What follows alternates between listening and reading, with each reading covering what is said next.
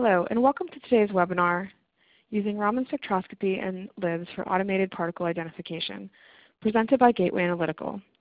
My name is Brittany Norris, Marketing and Creative Director for Gateway Analytical, and I will be moderating today's event.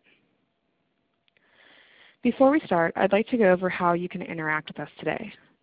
All lines will be muted during the presentation to ensure good sound quality and minimal background noise.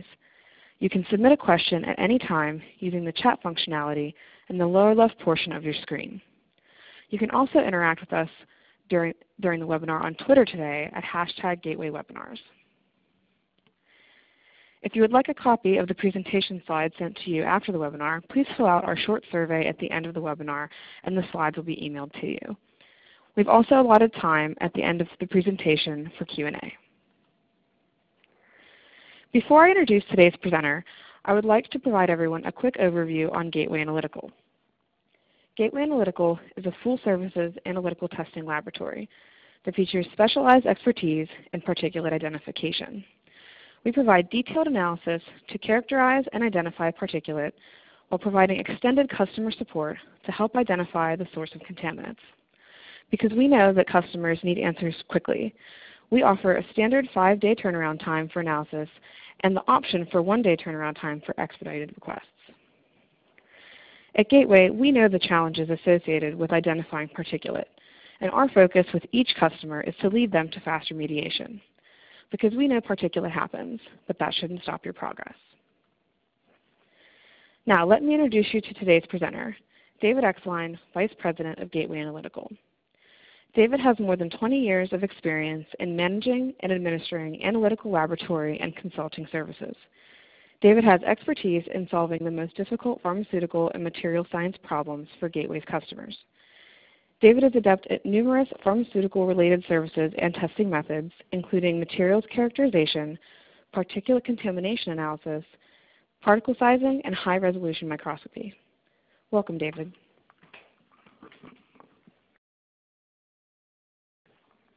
Thank you, Brittany. And thank you everyone for joining us today.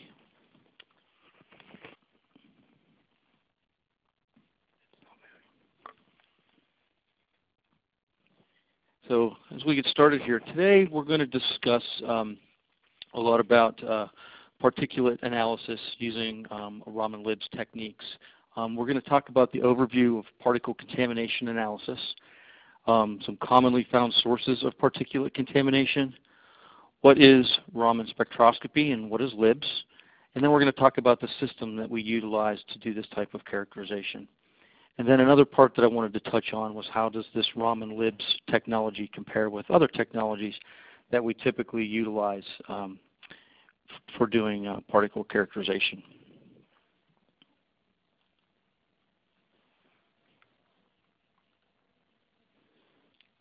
So common sources of foreign particulate matter, what is it and where does it most often come from?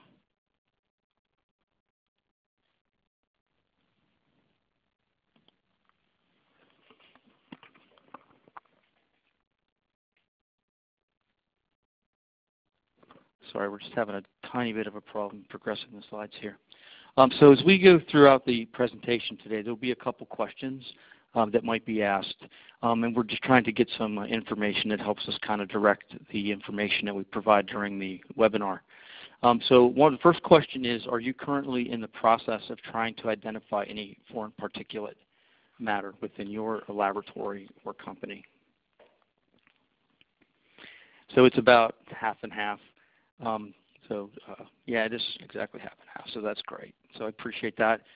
So as we move forward, some major types of particulate contamination that we routinely deal with within the pharmaceutical industry can be a wide variety. Some come from different environmental sources, come from process, and some come from product.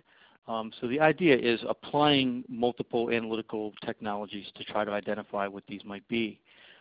Typical common things that we see are polymers, silicone-related products, Teflon, which is very common to the pharmaceutical industry, stainless steel, human and animal hairs, as well as a bunch of other types of contaminants and sources that we often find. So when we talk about contamination, a lot of times we'll see these through in the manufacturing groups.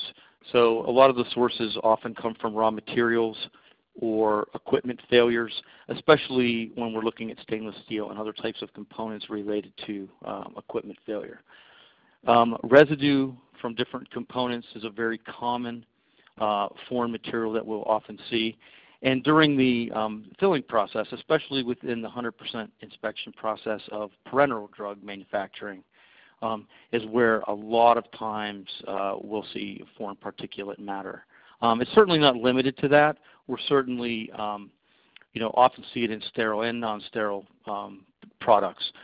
So environmental often is a source as well. When we talk about the presence of foreign particulate in the environment, also we talk about temperature and humidity, which may have an effect on different types of materials.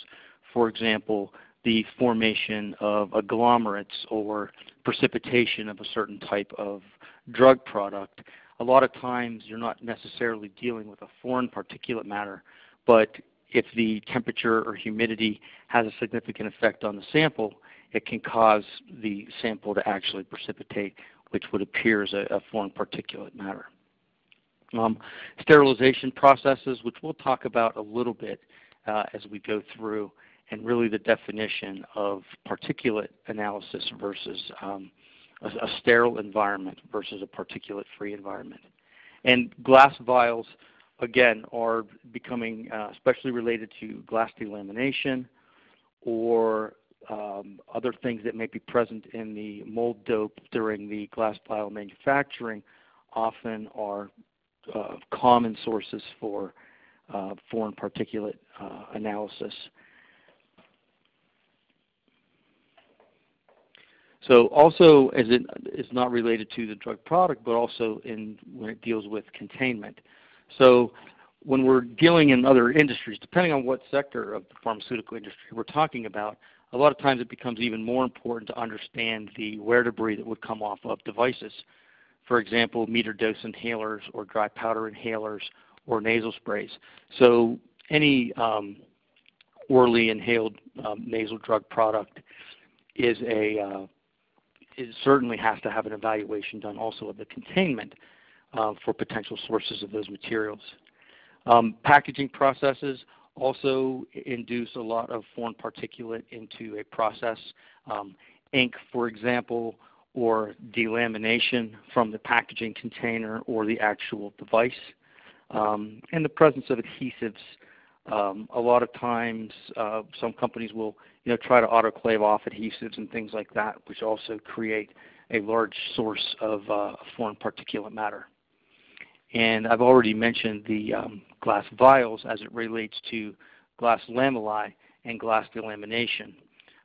So when you look at all of these, foreign particulate matter can originate from a lot of different areas, whether it be from product or from process or from containment. So when we talk about foreign particulate matter, oftentimes the question comes up, well, why do we have to examine these? Is there any regulatory requirements for us to understand what our population of foreign particulate matter in our product are? This is a little excerpt from the FDA guidance for industry document on metered dose inhalers and dry powder inhalers. It's a very small section that's within the document, but very significant. Appropriate acceptance criteria should be instituted for the appearance of drug product formulation using a microscopic test approach. So this can refer to multiple test approaches, optical microscopy, different types of spectroscopy. However, as you read through and you start to understand what this paragraph actually means, you have to understand that you have to characterize the type, the origin, and the profile of foreign particulates, including fine particulates. To do this, you need a methodology that can not only count particles and size particles, but actually give chemical identification of the type of particle that you're dealing with.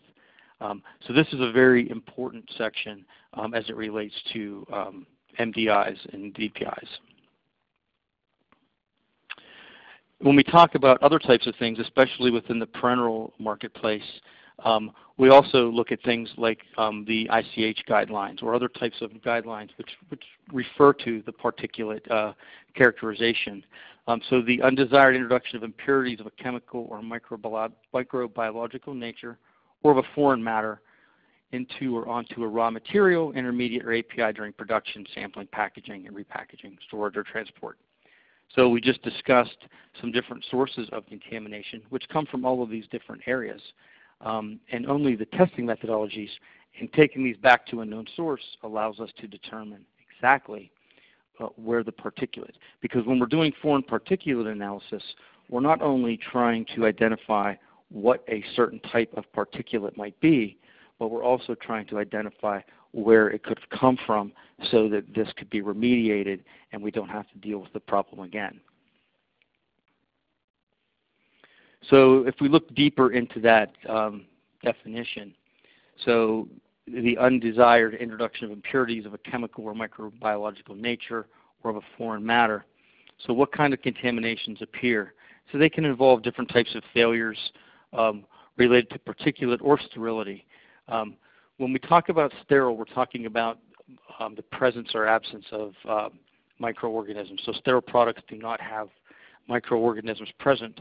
A lot of times people will misinterpret that as thinking that it's particulate free if it is a sterile product, which is not the case. Sterility does not correspond directly with particulate free. So you can have a sterile product but still have foreign particulate in the material. So that's an important aspect to understand, and something that is very important as we talk about characterizing different types of particulate. So where do contaminants appear? As we talked about, it can be anywhere within the process, but sometimes it's not just the enclosure systems or the those types of materials, but we're also talking about the drugs and the excipients that are actually used. So a lot of foreign, what appears foreign particulate matter, or what we might refer to as a white flake or a white glob or other types of things, are really sometimes just parts of the drugs or the excipients. So those kind of things need to be understood as well. So within any process, whether it's an outsourced lab that a company might use or whether it's one of your internal laboratories, quality control is the most critical aspect of these. So testing for foreign particulate needs to be done under GMP conditions. The problem with a lot of things is that there are no standardized USP tests, for example. There are for the various methods, but not for an unknown identification of foreign particulate matter. So with that, you have to make sure within your laboratory or within your group of your company that you've not only validate what you're doing or that you work under GMP conditions, but you've gone through a validation of your methods and a validation of the various instruments that are being used, making sure that there's traceable reference standards being used, and that the proper training and proficiency testing has been done of the scientists that are doing these. That's how at our laboratory we maintain our making sure that we're conducting things under our GMP environment. So we have another marketing question for you. When you need to identify foreign particulate, do you usually handle the analysis in-house or do you outsource that type of material?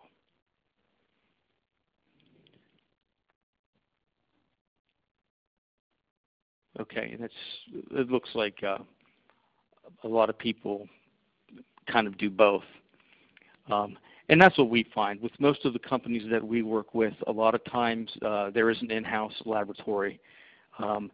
And oftentimes, whether it be overflow or whether it be just something that they're just not used to seeing, then sometimes they'll use an outsourced laboratory. But whether you outsource or whether you do things internally, all these things are just as important. The accreditation, the understanding of the training, and the methodologies that one might use. So now we're going to move on to the actual analytical methods. So we're talking about just a quick comparison of the manual versus an automated methodology of doing things. Manual particulate contamination analysis is very important. This allows us to take a single particle and apply what we call a forensic approach to analytical testing. we'll isolate a particle, which is the most critical aspect, and I'll show you in a flow chart in the next slide the importance of that. But taking a single particle and applying a wide range of analytical testing gives us the most information.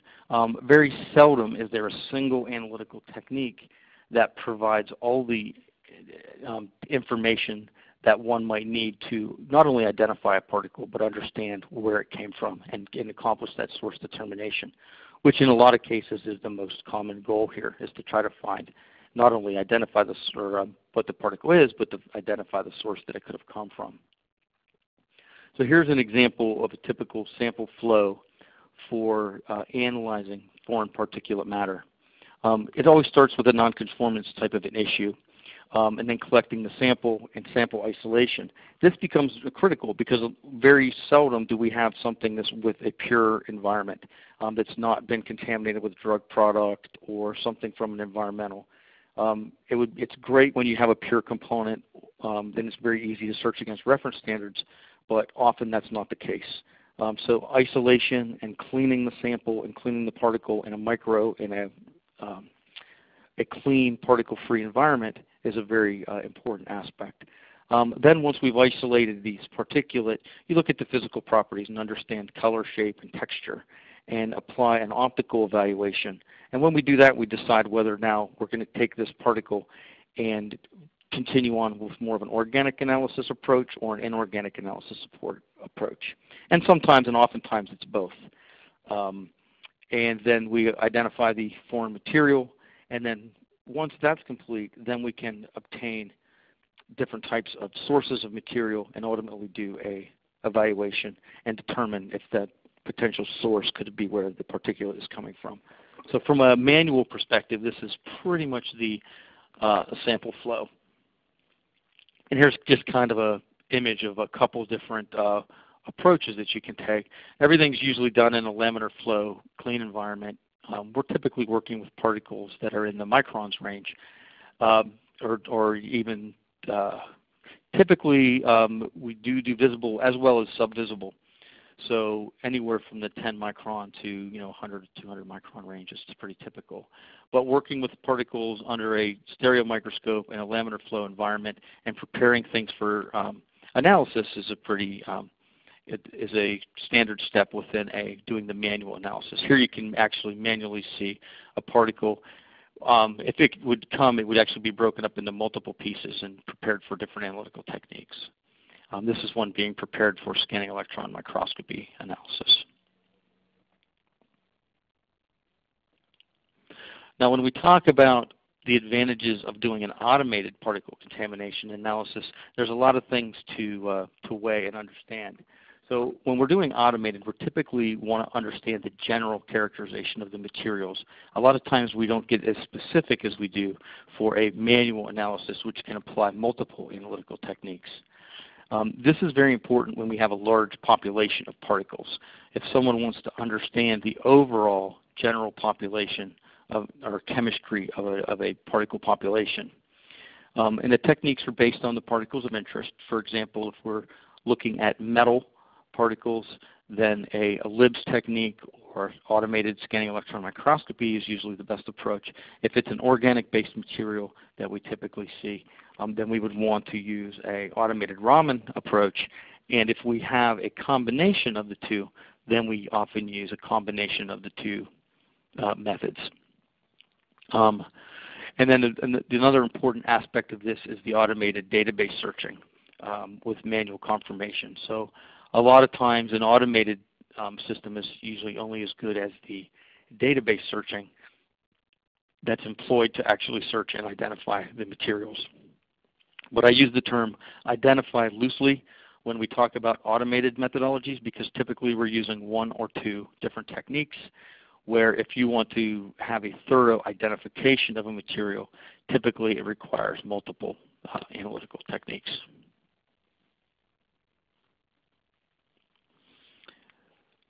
So another question is, what foreign particulate analysis techniques are you currently using? This can be in your laboratory or ones that you may be outsourcing to other laboratories. And you can select more than one.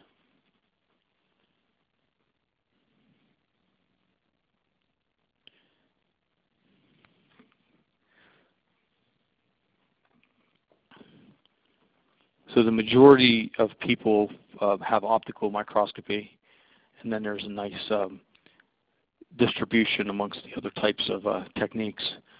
So what I say about that is, to me, as a scientist and working in an analytical laboratory, optical microscopy is one of the most critical techniques that's underutilized in any laboratory.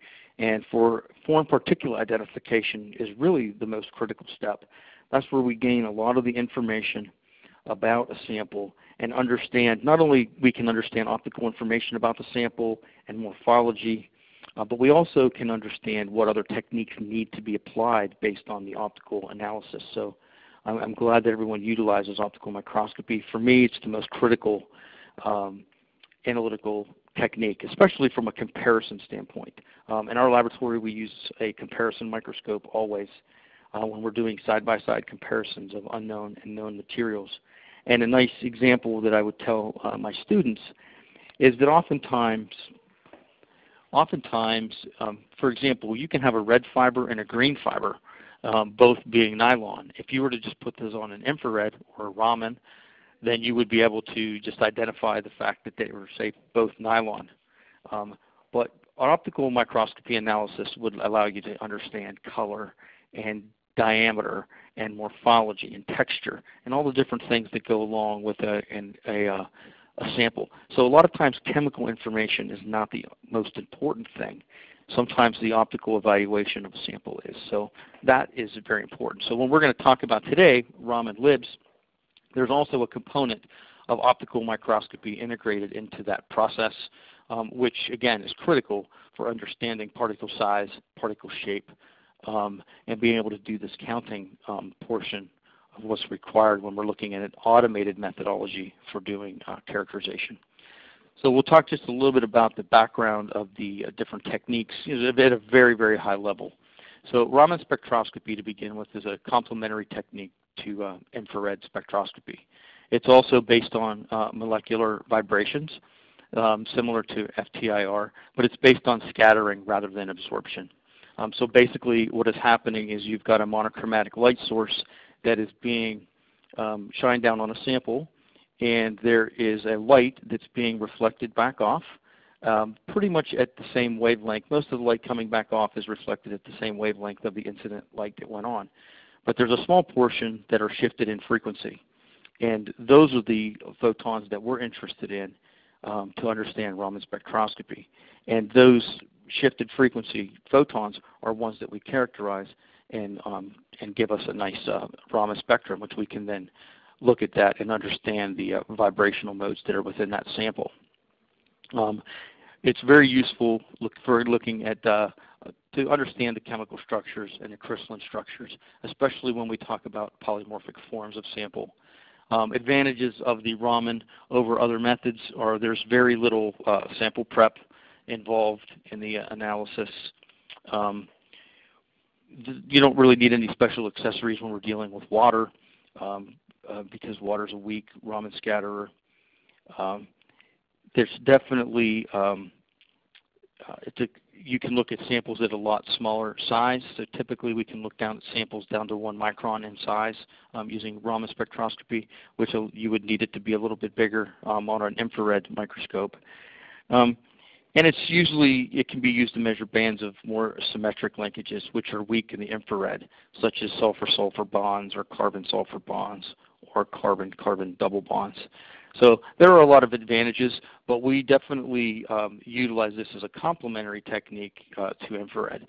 So if we're looking at things and we want to do organic analysis, we'll typically would conduct it using both techniques. But when we talk about automated analysis, Raman spectroscopy is a very good methodology for doing automated because you can work with a small sample, the sample preparation is very limited, and you can search it against databases, and it's a surface technique, so the sample preparation is not as critical as it would be with infrared. So the next slide just kind of gives you some examples. Raman spectroscopy gives very clear, very clean spectral information. The main disadvantage of using Raman spectroscopy versus infrared is fluorescence. A lot of times because Raman spectroscopy is based on visible light, a lot of times samples that have been exposed to optical brighteners or have different chemical nature that are susceptible to fluorescence will kind of interfere with your spectral information. So that's really one of the major disadvantages. But it allows you to not only look at organic but inorganic type of materials. Here is an example of a Raman spectrum and an FTIR spectrum of the same material. You can see a lot of times they're complementary in nature. They give you the exact same information, for example, maybe a general polymer type or something along those lines. In this particular example, barium sulfate gives a much better infrared spectrum, and within the Raman analysis, it's more focused on the aromatics, so you see the actual pigment that's present in the sample. So a lot of times it will give a lot of the same information, and then oftentimes it will give you nice complementary information that you can utilize. Now within the automated analysis, those are becomes very important, especially as we talk about moving into understanding the spectral searching capability. LIBS, or laser-induced breakdown spectroscopy, this is a technique that's typically utilized for inorganic materials. So with this technique, there's basically a short laser pulse that's used to create a microplasm on the sample surface. So when that creates that, it interacts with the sample mass and creates a little plasma that's formed. And when that plasma cools, it emits light, and that light is then read on a detector, and that's basically what's happening with the LIBS analysis. And we can take that spectrum as that light's being collected, it has very specific peaks, and those peaks all correspond with its corresponding element. So each element has very characteristic peaks that are given off. So, and then we can search that against a database of known materials. One disadvantage of this, obviously, is that it's an ablation technique. It's actually taking away a little bit of the sample as it creates this plasma. But it's very effective when we're looking at very low detection limits for metals and inorganic materials. So this slide is just an example back in basically general chemistry. When you would put something with a different elemental composition under the Bunsen burner, it would burn a different color light, and that's essentially what's happening with LIBS. As we create this plasma, depending on what its chemistry, it'll give off a different color of light, and that light emitted is what we're capturing with the camera and creating a spectral profile. So to utilize these techniques in combination, we utilize a system, Single Particle Explorer, SPE. It's the Raman ID and the Metal ID. This is manufactured by RapID Systems in Germany. And so basically with this system, it allows us to look at particle count, size, and shape, and we can look at particles down to about 2 microns with the Raman component. With the LIBS component, you can look at particles down to about 10 microns. And it's a very fast technique, and something that's definitely utilized when we're talking about large populations of particles. Sample preparation when we're looking at an automated analysis is typically done during a filtration process. So if we're trying to identify a foreign particulate that would be present in an API or within an excipient, then we would basically do a dissolution of the API or the excipients, filter those, and we will collect all the foreign particulate matter that's still left in the sample. If we are testing or analyzing something of a device, then we can do rinse studies, or we can do basically placebo actuations of the different types of components to collect debris or collect the samples, and then we would put those in a solution and filter those as well. Here is an example of the preparation for the automated Raman system. As you see, we utilize these gold filters, which are a nice substrate to do Raman spectroscopy off of, a nice reflective surface that doesn't give any Raman signal. So as we would basically take our sample and then filter it through a filtration system, and then it would be collected onto a gold-coated polycarbonate filter. Again, these have no real background signal and a high sensitivity. So this is a very effective way. And we can use different pore sizes depending on the particle size population that we're most interested in. As the instrument operates, it basically goes through and collects a particle by particle and will size each of the particles and capture the size breakdown. And then once it's been through the whole sample, it will come back, and then we can do the Raman analysis of each individual particle based on the profile that we want. For example, we can say, examine the 200 largest particles, or the 500 largest particles, or the smallest particles. So here's an example of what a collection filter may look like with multiple particulate. So what would happen is the system would go through and size each of the particles, and then once we've completed, we have all of our particle size and shape and counting data. Then we can go back individually to each particle and collect a Raman spectrum and then search that against a database. So here's an example of the Raman component. As we collect a sample is collected, and then it is, once it's collected, it's then corrected within a software algorithm and then searched against a database of known spectra, and then a hit quality is given. The nice thing about the database is it gives you a nice hit quality for multiple things. There still is a manual component to this. A lot of data, you still need to go through, review the data, verify the data, and verify the spectroscopy. But from an automated perspective, it really gets you to a place that you can get a very good understanding of the general overall population of the particles. But oftentimes there still needs to be a component of going back through the spectra for verification or for reclassification. The nice thing is you can do LIBS on the same particle. And again, here is a spectral profile and an example of what you see as a result from the LIBS. And the database functions work the same way. A sample is collected, it is then corrected, and then searched against the database, and then it gives a hit quality of data that allows you to go through and look at. And kind of here is basically the output from an automated particle analysis with the SPE, where you can look at different bins of particles and overall particle counts and the different types of classification or database hits that you've made. So the most critical part is that this is a GMP compliant system and GMP compliant data that comes out of that. And also but what we find is the most critical factor is the database that we're actually working with. Like anything, when you're trying to understand source determination, whether it's manual analysis or whether it's any type of automated analysis, the database that you are searching against is one of your most critical things that you have to consider.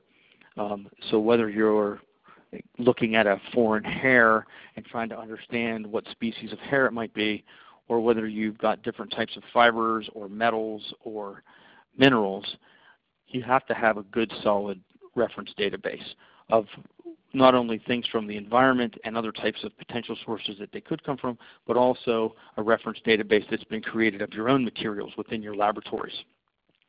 This would include your own active ingredients and additives, waters, production machines, equipment from the filling process, gaskets, seals, everything that potentially could come in contact with a product that ultimately is going to need for a comparison.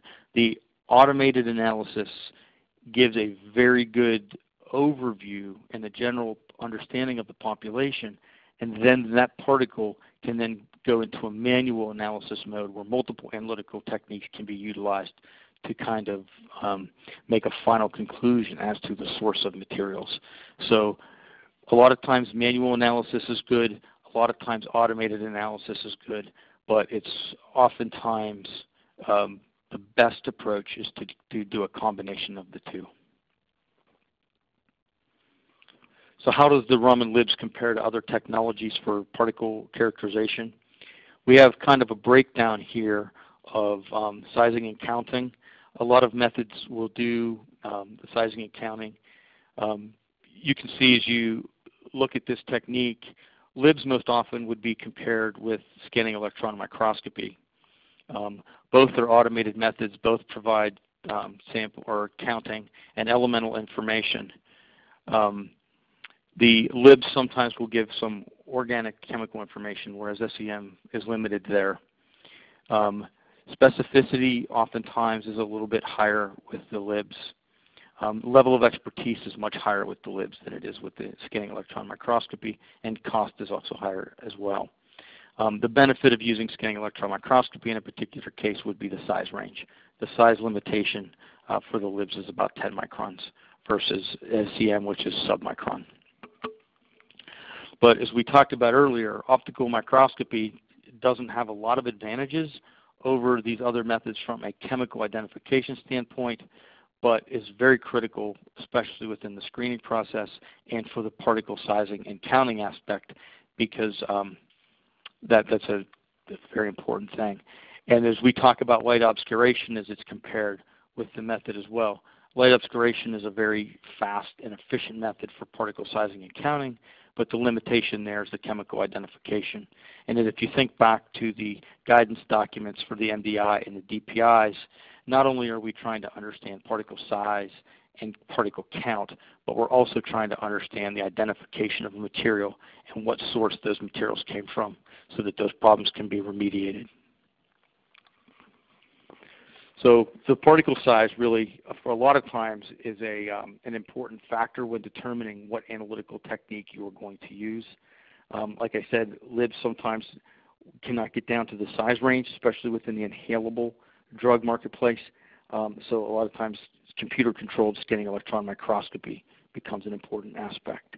And then the fast analysis is very important from an efficiency standpoint, and sometimes with using the automated analysis of Raman, you deal with fluorescence problems, so you have to still employ manual characterization. But it is a automated methods, especially the Raman LIBS, is very good for the general characterization of your population of particles, and it's a very cost-effective methodology for looking at the overall population. It becomes very expensive to do 10 or 20 or 30 particles manually, where you can look at hundreds of particles for the same cost of doing maybe a few particles than the manual mode.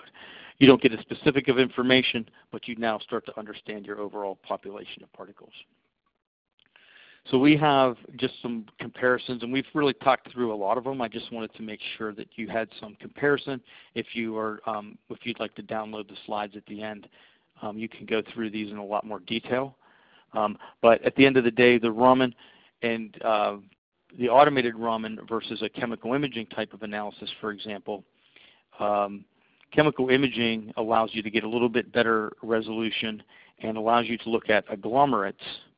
However, the collection times are a little bit higher, and there's really another level of expertise that's needed to basically utilize the systems. Raman LIBS is a very efficient and easy way to use, or an easy system to understand and to use, especially when you can get pretty comparable data. When would you want to use chemical imaging versus a Raman LIBS platform is when you're dealing with polymorphic forms of drug material and when you're really trying to understand agglomerate material. With a chemical imaging technique, you're able to be very chemically specific about a particular region of a sample and even within the same particle, whereas a Raman characterization would just give you a general spectrum of the overall particle. SEM, again, the advantage of an SEM would be being able to go down to that submicron stage or submicron level, where the Raman LIBS is a very good method, especially when you start talking about 2 microns and up and 10 microns for the LIBS. The advantage of the LIBS over the SEM would be the detection limits for the types of metals that you're doing and the chemical specificity of the inorganic material that you have. So if you have different percentages of alloys that are put together, you can be much more specific with a LIBS characterization than you can be with a scanning electron microscopy. Optical microscopy, as I mentioned, the mainstay technique and is really critical for any initial evaluation, and that's why most of these techniques are built on a microscopic platform. But the real drawback to that is you don't get any chemical information from microscopy, from optical microscopy.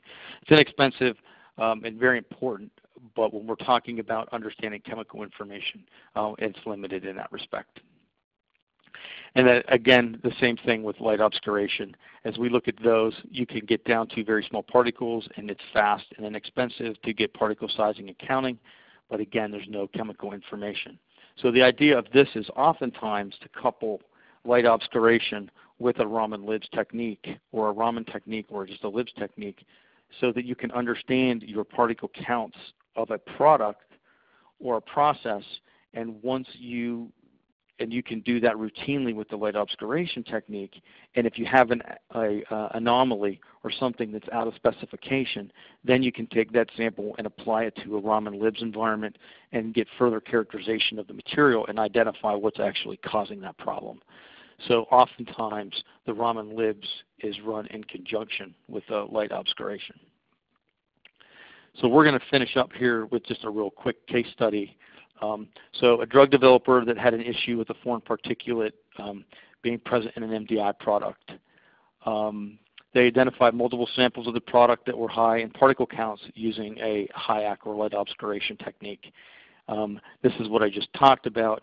You can use that as your baseline technique for understanding how many particles should be present in your material, and then utilize these other identification techniques once something has been shown to be out of specification.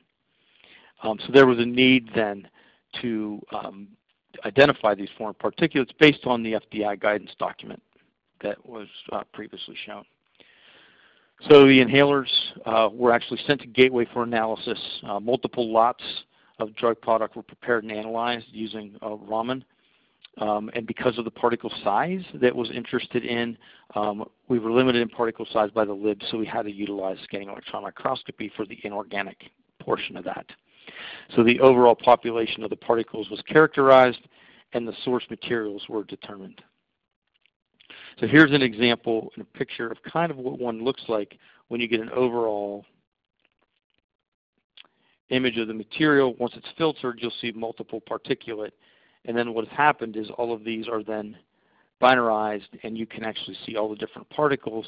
And so the particle sizing and counting is done at this step prior to the actual Raman analysis or LIBS analysis. Then once that's the case, so a particle within the sample then would actually be searched against a Raman spectrum. Then it would be searched against a database, corrected, and then searched against a database, and then the identification of the different material that it came from would be identified. And then once we've identified a certain material, it's then put into a bin so we can identify not only the type of material that it is, for example, amorphous carbon, but actually the particle size distribution. So this meets all of the qualifications that we need related to particle sizing, particle counting, and chemical identification of the material.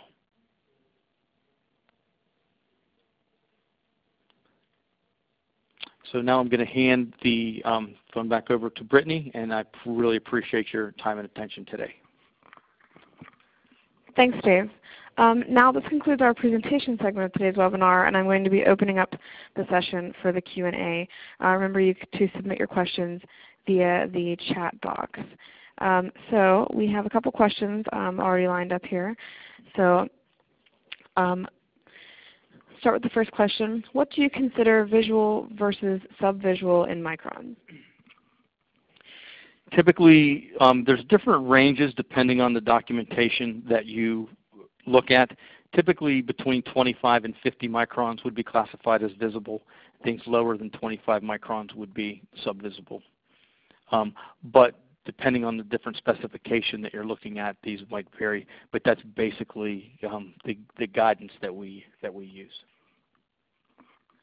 Okay, thank you. Next question. Just to be sure, could we use only Raman to identify an inorganic particle as PTFE Teflon? So when we're looking at inorganic materials, a technique, for example, such as automated scanning electron microscopy would be utilized, because if it has an inorganic component such as fluorine, which you typically would see in Teflon, then that's usually a pretty good methodology. But Teflon also is a good Raman scatterer, so you can use a Raman technique, or you can use a scanning electron microscopy technique. We've had multiple OINDP samples that the question was the presence of Teflon, and we actually use both techniques combined, the automated Raman as well as the automated scanning electron microscopy.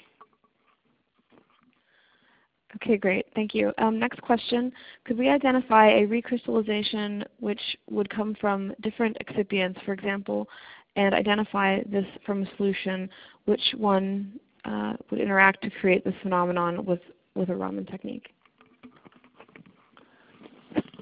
So this would be an application for Raman spectroscopy. Certainly we look at the crystallization process of different excipients. Typically what we would do is, again, as we talked about earlier, databases become critical, and the known reference materials of which you're characterizing these against become critical. So as long as we were able to at least have a spectral profile of the recrystallization product, or had known reference materials, or were able to recreate the recrystallization, then we could utilize Raman spectroscopy to do this technique. Okay, great. Thank you. Another question here. Can you characterize a hair that would be found in my product, and would you be able to tell me if it's human or animal? So this would go back to what I talked about with the optical analysis. There's a few, from a protocol standpoint, this would fall more under the manual analysis of things. And identification of a human versus animal hair is pretty straightforward under an optical microscope. And if one was identified to be animal, then there's optical characteristics that can allow you to speciate the material. Within the last 5 or 10 years, it's also very common for us to, if we have an animal and we want to confirm speciation, of doing DNA testing to actually confirm the species of an animal hair. Or actually, in some cases, we've conducted DNA testing of human hairs as well, to identify the source of those materials within where they could have originated from. So optical microscopy is a standardized technique for identifying human versus animal hair and speciating those as well. But also DNA technology has come along, so now we can take a fragment of a hair the size that we typically would see as a foreign particulate matter and be able to confirm the species identity.